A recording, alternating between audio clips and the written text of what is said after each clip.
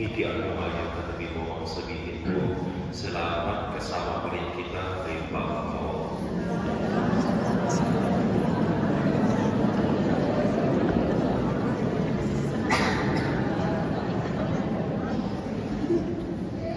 If you have come to the first day of the new year and are still alive, then it was not a bad year.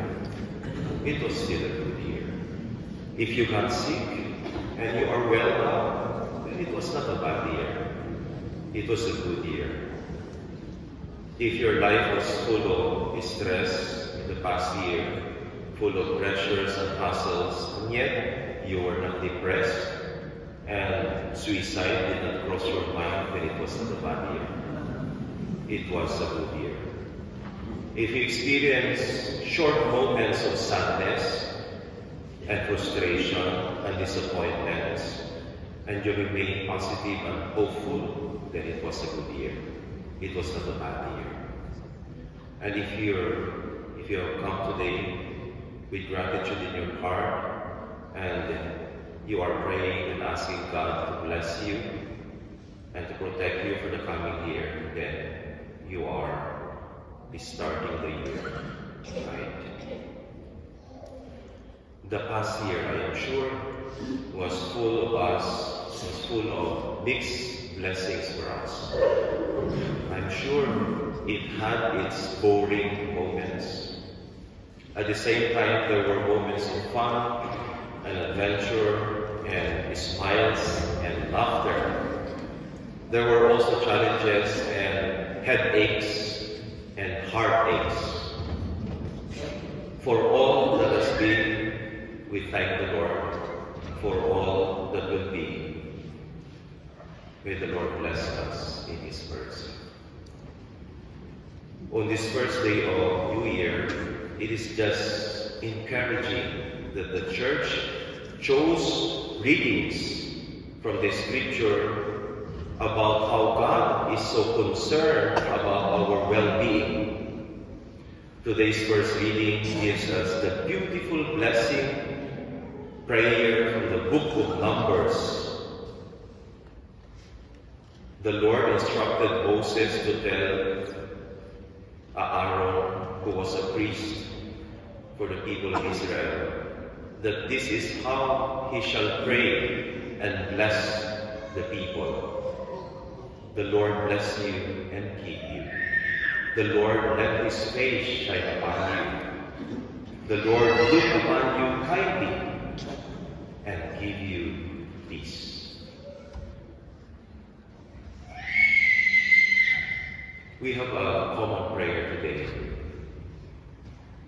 May His blessings and grace come down on us and on our family each day throughout the year.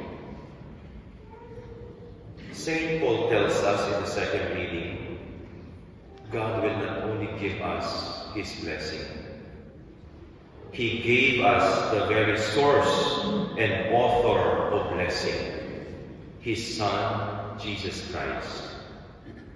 And with Him we have become sons and daughters of God. One of my favorite authors, a Franciscan priest, his name is Richard Rohr. He wrote, every day, every moment of our so ordinary life is meant to remind us, I am a daughter of God. I am a son of the Lord. It's all okay. I am already home. There is no place I have to go. But if we don't enjoy that, if we don't allow that, then we fall into meaninglessness, life without meaning and purpose. We are already at home. There is no place we have to go to find joy, peace, and happiness. We are at home. In the Gospel, the shepherds saw Jesus, the baby Jesus, and they accepted Him in faith. they praised God, and they could not keep silent about what they had seen. And also Mary. Mary treasured all these mysteries, reflecting about them in her heart.